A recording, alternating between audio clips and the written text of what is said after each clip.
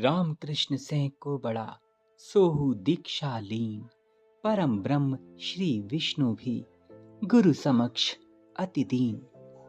भगवान श्री राम और भगवान श्री कृष्ण से बड़ा तो कोई भी नहीं है। वे भी गुरुदेव के अधीन हैं।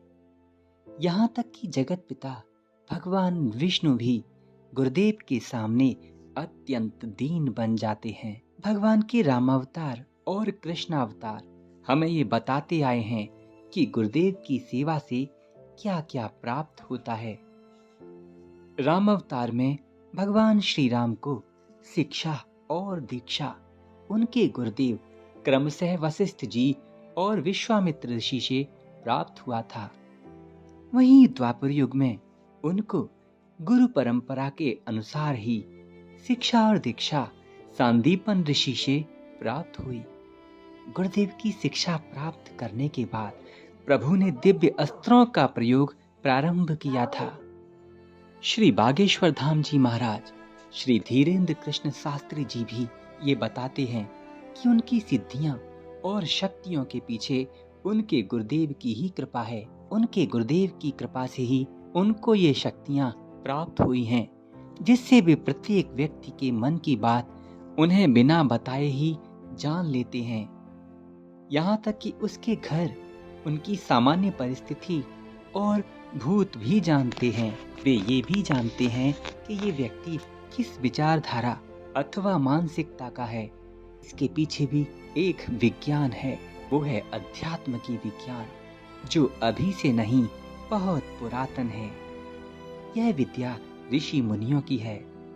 ब्रह्म ऋषि श्री बड़े महाराज जी बताते हैं, यह विद्या ऋषि मुनियों से प्राप्त है और गुरुजनों की कृपा के अनुसार और उनकी सेवा से ही इसको प्राप्त किया जा सकता है।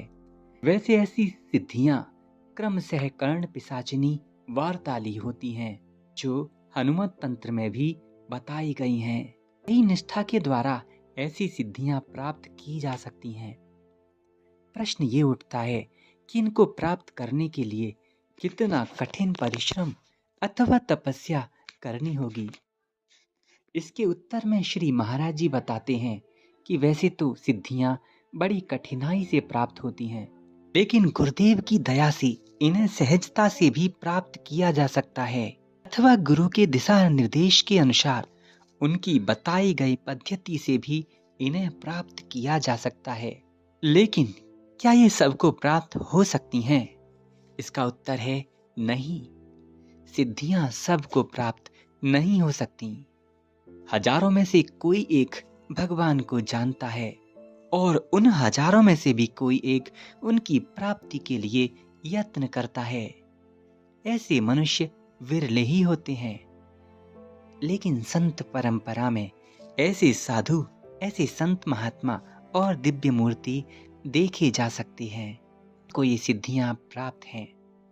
लेकिन जब वे साधक होते हैं तब वे जनमानस का कल्याण कर सकते हैं और उनको सिद्धावस्था प्राप्त हो जाने के बाद वो एकदम अलग हो जाते हैं, क्योंकि वो समझ जाते हैं कि एक परम पिता का भजन ही सत्य है।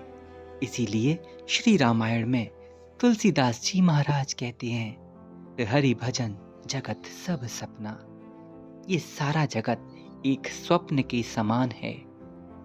बस भगवान श्री हरि का भजन ही सत्य है।